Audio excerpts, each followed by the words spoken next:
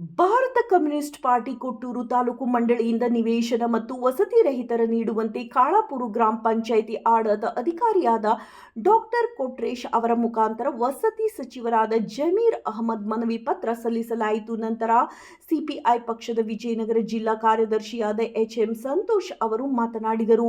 ಈ ಅಭಿಪ್ರಾಯವನ್ನೇ ವ್ಯಕ್ತಪಡಿಸಲಾಗುತ್ತದೆ. ನಿವೇಶನ ರಹಿತರೊಂದಿಗೆ ನಿವೇಶನ ಒದಗಿಸಲು ಅಗತ್ಯವಾದ ಭೂಮಿಯನ್ನು ಕಾಯ್ದಿರಿಸಿ ನಿವೇಶನ ವಿತರಿಸದೆ ಹೋದರೆ ಸರ್ಕಾರ ಯಾವ ವಸತಿ ಯೋಜನೆ ಕಾರ್ಯಕ್ರಮವನ್ನು ಅನುಷ್ಠಾನಗೊಳಿಸಲು ಅಸಾಧ್ಯ. ಈ ಯೋಜನೆಯಲ್ಲಿ ಕರ್ನಾಟಕ ರಾಜ್ಯದ ವಸತಿ ಸಮಸ್ಯೆಗಳನ್ನು ಪರಿಹಾರ ಮಾಡಲು ನಿವೇಶನಕ್ಕಾಗಿ ಭೂಮಿಯನ್ನು ಗುರುತಿಸಿ ಆಶ್ರಯ ಯೋಜನೆಗೆ ಕಾದಿರಿಸುವುದು ಮೊದಲ ಆದ್ಯತೆ ಆಗಬೇಕಿದೆ. ಈ ಯೋಜನೆಗೆ ಸಂಬಂಧ ವಸತಿ ಇಲಾಖೆಯಿಂದ ಕಂದಾಯ ಇಲಾಖೆಗೆ ನಿವೇಶನಕ್ಕಾಗಿ ಭೂಮಿ ಒದಗಿಸುವ ವಿಚಾರದಲ್ಲಿ ಬೇಡಿಕೆ ಸಲ್ಲಿಸುವ ಕೆಲಸ ನಡೆಸಬೇಕು. ಇದರೊಂದಿಗೆ ವಸತಿ, ಗ್ರಾಮೀಣ ಅಭಿವೃದ್ಧಿ ಮತ್ತು ಪಂಚಾಯತ್ ರಾಜ್ ಮತ್ತು ಕಂದಾಯ ಇಲಾಖೆಗಳು ಸಮನ್ವಯದಿಂದ ಕಾರ್ಯವನ್ನು ತ್ವರಿತವಾಗಿ ನಿರ್ವಹಿಸಬೇಕಿದೆ. ಇದರೊಂದಿಗೆ ಕರ್ನಾಟಕ ಸರ್ಕಾರ ವಸತಿ ಯೋಜನೆಗಳ ಜಾರಿಗಾಗಿ ರಚಿಸಿರುವ ರಾಜೀವ್ ಗಾಂಧಿ ವಸತಿ ನಿಗಮ ನಿಯಮಿತದೊಂದಿಗೆ ಕೂಡಿ ಕಾರ್ಯನಿರ್ವಹಿಸಬೇಕಿದೆ. ಆದರೆ ಈ ಇಲಾಖೆಗಳ ದೂರದೃಷ್ಟಿ ಮತ್ತು ಸಮನ್ವಯ ಕೊರತೆಯಿಂದಾಗಿ ತಮ್ಮ ರಾಜ್ಯದಲ್ಲಿ ವಸತಿ ಸಮಸ್ಯೆ ಬೃಹತ್ಕಾರವಾಗಿ ಬೆಳೆಯುತ್ತಿದೆ. ಮಾನ್ಯ ವಸತಿ ಸಚಿವರು ಈ ಬಾರಿ ಬೆಳಗಾವಿ ಅಧಿವೇಶನದಲ್ಲಿ ನೀಡಿದ ಮಾತಿನಂತೆ ರಾಜ್ಯದಲ್ಲಿ ನಿವೇಶನ ಮತ್ತು ವಸತಿ ರಹಿತ ಒಟ್ಟು ಕುಟುಂಬಗಳ ಸಂಖ್ಯೆ 37 ಲಕ್ಷಕ್ಕೂ ಅಧಿಕವಾಗಿದೆ. ಇದು 2017-18ರಲ್ಲಿ ಸಂಖ್ಯೆಯ ಅಂಕಿ ಅಂಶ ಎಂದು ಹೇಳಲಾಗಿದೆ. ವಾಸ್ತವದಲ್ಲಿ 50 ಲಕ್ಷಕ್ಕೂ ಹೆಚ್ಚು ಕುಟುಂಬಗಳು ನಿವೇಶನ ಮತ್ತು ವಸತಿ ರಹಿತವಾಗಿದೆ. ವಸತಿ ಯೋಜನೆಗೆ ಹಾಲಿ ನೀಡಲಾಗುತ್ತಿರುವ ಸಹಾಯಧನದ ಮೊತ್ತ ಅತ್ಯಂತ ಅವೈಜ್ಞಾನಿಕವಾಗಿದೆ. ದಿನದಿನವೇ ಕಟ್ಟಡ ನಿರ್ಮಾಣ ಸಾಮಗ್ರಿಗಳ ದರ ಗಗನಕ್ಕೆ ನುಗ್ಗುತ್ತಿದ್ದು, ಸರ್ಕಾರ ಒದಗಿಸಿರುವ ಸಹಾಯಧನವನ್ನು ಮೊತ್ತವನ್ನು ಫಲಾನುಭವಿಗಳು ಮನೆಯ ಪೂರ್ಣ ಪ್ರಮಾಣದಲ್ಲಿ ನಿಲ್ಲಿಸಿಕೊಳ್ಳಲು ಸಾಧ್ಯವಾಗುತ್ತಿಲ್ಲ. ಮನೆಯನ್ನು ಪೂರ್ಣಗೊಳಿಸುವ ಸಲುವಾಗಿ ಅವರು ಅಧಿಕ ಬಡ್ಡಿ ದರದಲ್ಲಿ ಹೊರಗಿನ ಸಾಲಕ್ಕೆ ಕೈ ಚಾಚಬೇಕಾಗಿದೆ. ಇಲ್ಲದೆ ಮನೆಯ ನಿರ್ಮಾಣವನ್ನು ಅರ್ಧಕ್ಕೆ ನಿಲ್ಲಿಸಬೇಕಾಗುತ್ತದೆ.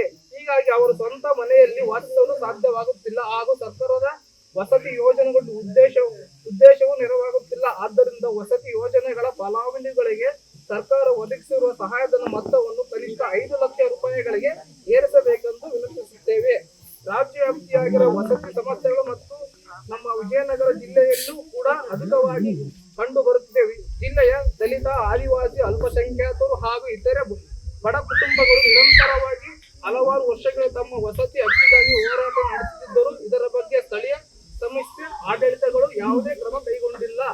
ಆದ್ದರಿಂದ ಸಂಬಂಧಪಟ್ಟ ಅಧಿಕಾರಿಗಳಿಗೆ ಸೂಚನೆ ನೀಡುವ ಮುಖಾಂತರ ಜಿಲ್ಲೆಯ ನಿವೇಶನ ಮತ್ತು ವಸತಿ ರಹಿತರಿಗೆ ನಿವೇಶನ ಮತ್ತು ವಸತಿ ಕಲ್ಪಿಸುವ ಸಂಬಂಧ ಸೂಕ್ತ ಕ್ರಮ ಕೈಗೊಳ್ಳಬೇಕೆಂದು ಮನವಿ ಮಾಡಿಕೊಳ್ಳುತ್ತೇವೆ. ಒಂದು, ವಿಜಯನಗರ ಜಿಲ್ಲೆ ಎಲ್ಲಾ ಸ್ಥಳೀಯ ಸಂಸ್ಥೆಗಳ ವ್ಯಾಪ್ತಿಗೆ ನಿವೇಶನ ಮತ್ತು ವಸತಿಗಾಗಿ ಸಲ್ಲಿಸಿರುವ ಅರ್ಜಿಯನ್ನು ಕೂಡಲೇ ರಾಜೀವ್ ಗಾಂಧಿ ವಸತಿ ನಿಗಮ ನಿಯಮಿತವಾದ ನಿವೇಶನ ಮತ್ತು ವಸತಿ ರಹಿತ ಸಮೀಕ್ಷೆ ಪಟ್ಟಿಗೆ ಸೇರ್ಪಡೆ ಮಾಡಬೇಕು. 2, ನಿವೇಶನ ಅಗತ್ಯ ಸರ್ಕಾರಿ ಭೂಮಿಯನ್ನು ಪ್ರತಿ ಸ್ಥಳೀಯ ಸಂಸ್ಥೆಗಳನ್ನು ವ್ಯಾಪ್ತಿಗೆ ಗುರುತಿಸಿ ಅದನ್ನು ನಿವೇಶನಕ್ಕಾಗಿ ಕಾದಿರಿಸಬೇಕು. 3, ಕೂಡಲೇ ಈ ಭೂಮಿಯನ್ನು ನಿವೇಶನ ರಹಿತವೊಂದಿಗೆ ಪಾರದರ್ಶಕವಾಗಿ ನಿಯಮಾನುಸಾರ ವಿತರಿಸಲು ಕ್ರಮ ಕೈಗೊಳ್ಳಬೇಕು. 4, ಈಗಾಗಲೇ ಮಂಜೂರಾಗಿರುವ ವಸತಿ ಯೋಜನೆಗಳ ಕೂಡಲೇ ಸರ್ಕಾರ ಅನುದಾನ ಬಿಡುಗಡೆ ಮಾಡಬೇಕು. ಹಾಲಿ ಇರುವ ನಿವೇಶನ ವಿಸ್ತಾರವನ್ನು ಹೆಚ್ಚಿಸಿ ಅಂಗ ಮತ್ತು ಇಕ್ಕಲು ಇರುವಂತೆ ಕನಿಷ್ಠ 1000 ಚದರ ಅಡಿಯಲ್ಲಿ ನಿವೇಶನ ನೀಡಬೇಕು. ವಸತಿ ಯೋಜನಾ ಅನುಭವಿಗಳಿಗೆ ಸರ್ಕಾರ ಒದಗಿಸಿರುವ ಸಹಾಯಧನ ಮೊತ್ತವನ್ನು ಕನಿಷ್ಠ 5 ಲಕ್ಷ ರೂಪಾಯಿಗಳಿಗೆ ಏರಿಸಬೇಕು. ನಗರ ಪ್ರದೇಶದಲ್ಲಿ ವಸತಿ ರಹಿತ ಮತ್ತು ನಿವೇಶನ ರಹಿತ ನಿವೇಶನದ ಲಭ್ಯತೆ ಇಲ್ಲದೆ ಇದರಲ್ಲಿ ಉಚಿತವಾಗಿ ಅಪಾರ್ಟ್ಮೆಂಟ್ಗಳ ಮಾದರಿಯಲ್ಲಿ ಕನಿಷ್ಠ 2 2HP ವಸತಿಯನ್ನು ಕಲ್ಪಿಸಬೇಕು. 8, ನಿವೇಶನ ಮತ್ತು ವಸತಿಗಾಗಿ ಅರ್ಜಿಯನ್ನು ಪಡೆಯಲು ತಡೆಹಿಡಿಯಲಿರುವ ಆನ್ಲೈನ್ ವ್ಯವಸ್ಥೆಯನ್ನು ಪುನರ್ ಆರಂಭಿಸಬೇಕು.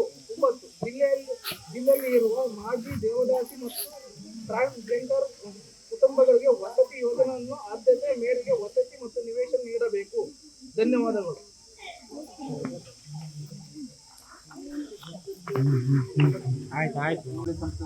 ಅರ್ಜಿ ತಗೋಬಹುದು. ಇಲ್ಲಿ ಅರ್ಜಿಯ ಸ್ವೀಕಾರವನ್ನು ಮಾಡ್ತಾ ಇದ್ದಾರೆ. ಮೊದಲನೇದು ಪಂಚಾಯಿತಿ ಮಾಡಬೇಕಾಗಿರೋ ಕೆಲಸ ಏನಂದ್ರೆ ಯಾವ ವಸತಿ ಮತ್ತು ನಿವೇಶನ ರೈತರು ಇದ್ದಾರೋ ಅವರ ಅರ್ಜಿಯನ್ನು ಸ್ವೀಕರಿಸಿ ಆ ಅರ್ಜಿಯನ್ನ ರಾಜೀವ್ ಗಾಂಧಿ ವಸತಿ ನಿಗಮದ ವೆಬ್ಸೈಟ್ಗೆ ಅಪ್ಲೋಡ್ ಮಾಡೋದು. ಆ ನಿಗಮ ಮನೇನು ಕೊಡಲ್ಲ, ಬಟ್ ಇವರಿಗೆ ಮನೆ ಸಿಗೋವರೆಗೂ ಆ ಲಿಸ್ಟಿಂದ ಅವ್ರ ಹೆಸರು ಹೋಗಲ್ಲ. ಆ ಪ್ರಿಯಾರಿಟಿ ಬಂದು ಅವ್ರಿಗೆ ಸಿಗುತ್ತೆ. ನಾವು ಇದನ್ನ ಬಹಳ ದಿನದಿಂದ ಒತ್ತಡ ಹಾಕ್ತಾನೆ ಇದೀವಿ, ಅವ್ರ ವ್ಯಕ್ತಿನ ಇಸ್ಕೊಂಡು ನೀವು ಅದನ್ನ ಅಪ್ಲೋಡ್ ಮಾಡಿ ಅಂತ. ಇಡೀ ತಾಲೂಕು ಒಳಗಾಗಿ ಜಿಲ್ಲೆ ಒಳಗೇ ಇದು ನಿರ್ಲಕ್ಷ್ಯ ಆಗ್ತಾ ಇದೆ.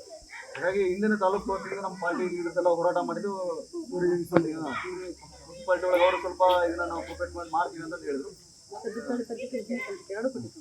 ಈಗ ಆಗ್ತಾ ಇದೆ. ನಾವು ಈಗ ಜನರಿಗೂ ಕೂಡ ಇವತ್ತೊಂದು ಅರ್ಜಿ ಫಾರ್ಮೆಟ್ ತಗೊಂಡಿದ್ವಿ, ಅದೆಲ್ಲ ಕ್ಲೀನ್ ಆಗಿದೆ. ಅದನ್ನು ವೆರಿಫೈ ಮಾಡಿ ಇಮಿಡಿಯೇಟ್ ಆಗಿ ವೆಬ್ಸೈಟ್ಗೆ ಅಪ್ಲೋಡ್ ಮಾಡೋಕ್ಕೆ ನಮಗೆ ಒಂದು ಲೀಸ್ಟ್ ಸಿಕ್ಕರೆ ಮುಂದಿನ ದಿನಗಳಲ್ಲಿ ಸರ್ಕಾರದ ಮಟ್ಟದೊತ್ತಿಗೆ ನಮ್ಗೆ ಹೋರಾಟ ಮಾಡೋಕ್ಕೂ ನಮಗೆ ಅನುಕೂಲ ಆಗುತ್ತೆ. ಅಷ್ಟು ಪಂಚಾಯತಿ ಕೆಲಸ ನಾವು ಕೊಟ್ಟಂತ ಅರ್ಜಿಯನ್ನು ಆನ್ಲೈನ್ಗೆ ಅಪ್ಲೋಡ್ ಮಾಡತಕ್ಕಂಥ ಕೆಲಸ ಎಲ್ಲ ಗೊತ್ತು. ಅದು ಏನಾಗ್ತಾ ಇದೆ ಅಂದ್ರೆ ಇವರಿಗೆ ಅದನ್ನ ಸರಿಯಾಗಿ ಮಾಡಕ್ ಬರ್ತಾ ಇಲ್ಲ. ಅದಕ್ಕೆ ಹೆಲ್ಪ್ ಮಾಡ್ಲಿಕ್ಕೆ ಅದನ್ನ ಕೋಆರ್ಡಿನೇಟರ್ ಬಹಳ ಜನ ಇದ್ದಾರೆ ಹಾಸ್ಪಿಟಲ್ ಒಳಗೆ. ಇವರು ಅವ್ರ ಜೊತೆಗೆ ಕೇಳಬೇಕು ಏನಾಗಿದೆ, ಹೆಂಗೆ ಅದನ್ನ ಓಪನ್ ಮಾಡ್ಬೇಕು, ಏನಂತ ಇವ್ರಿಗೊಂದು ಕೋಡ್ ಕೊಟ್ಟಿರುತ್ತೆ. ಅದೇ ಇದರಿಂದನೇ ಓಪನ್ ಆಗುತ್ತೆ. ಇವರು ಆಸಕ್ತಿ ತೋರಿಸ್ಬೇಕು, ಇನಿಷಿಯೇಟ್ ತಗೊಂಡು ಕೆಲಸ ಮಾಡಿದ್ರೆ ಅದಾಗುತ್ತೆ. ಮೊನ್ನೆ ಗಂಗಾವತಿ ಹೆಂಗೆ ಮಾಡ್ತಾ ಇದ್ರು, ಓಪನ್ ಮಾಡಿಸಿ ಮತ್ತೆ ಈಗ ಅರ್ಜಿ ತಗೊಂಡು ಮಾಡಿದಾರಲ್ಲೇ ಅಪ್ಲೋಡ್ ಆಗ್ತಾರೆ.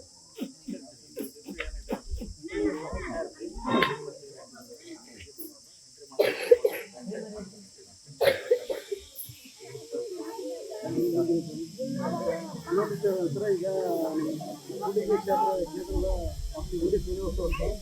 ಗ್ರಾಮ ಪಂಚಾಯತಿ ಆ ವ್ಯಕ್ತಿ ಬರೋದ್ರಿಂದ ಈಗ ಆಗಲೇ ರಾಜ್ಯ ಸರ್ಕಾರ ಇಲ್ಲ ಮತ್ತು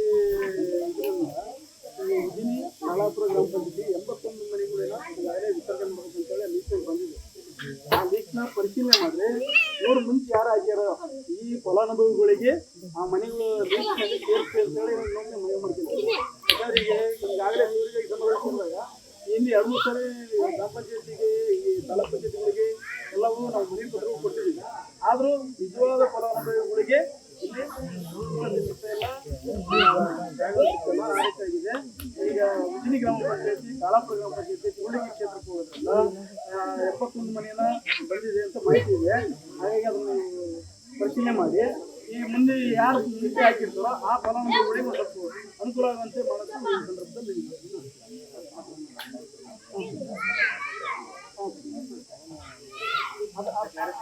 ಅದನ್ನ ಸರಿಯಾದ ರೀತಿಯಲ್ಲಿ ಎಲ್ಲೊಂದು ಕ್ರಮ ಇಲ್ಲ ಎಲ್ಲಿಗಡೆ ಮಾಡಿರ್ತಾರೆ. ತಾಳಾಪುರಕ್ಕೆ ಬಂದು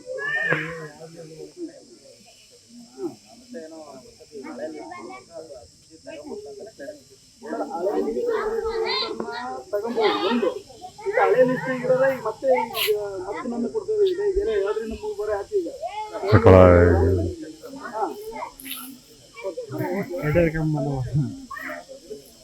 ಆಯ್ತಾ. ಅದು ಇನ್ನೊಂದು ಅದು ಬಂದ ಮೇಲೆ ಅದು ಕ್ರಮ ಏನು ತಿಳಿಸಿದ ಮೇಲೆ ನೀವು ಮುಂದಿನ ಫಲಾನುಭವಿಗಳಿಗೆ ಅದನ್ನು ವಿತರಣೆ ಮಾಡಿ ಅಲ್ಲಿ ಮಟ್ಟ ಅದನ್ನ ತಾತ್ಕಾಲಿಕವಾಗಿ ತಡೆಯಿರಿ.